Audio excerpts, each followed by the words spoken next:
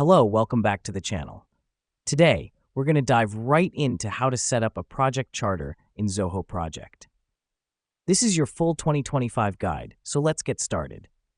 Firstly, you'll need to log into your Zoho Project account. If you don't have one, simply head over to the Zoho Project website and sign up.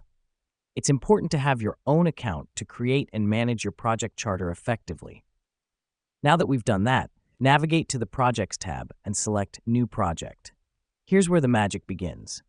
Creating a new project allows you to start from scratch and customize your project charter to fit your specific needs.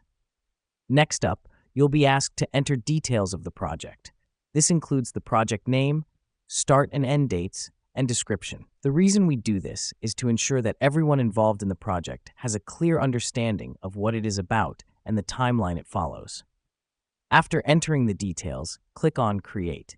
This helps us because it officially initiates your project in Zoho, essentially setting the stage for your project charter. Once the project is created, go to the Documents tab and select New. From the drop-down menu, choose Document and name it as your project charter.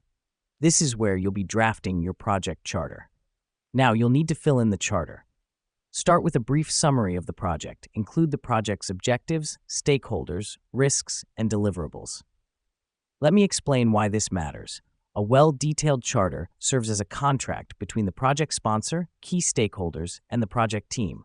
It's the blueprint for all your project activities. Now hit Save. Congratulations, you've just set up your project charter in Zoho Project. And that's it. You now know how to set up a project charter in Zoho Project. Remember, a good project charter is the foundation of any successful project.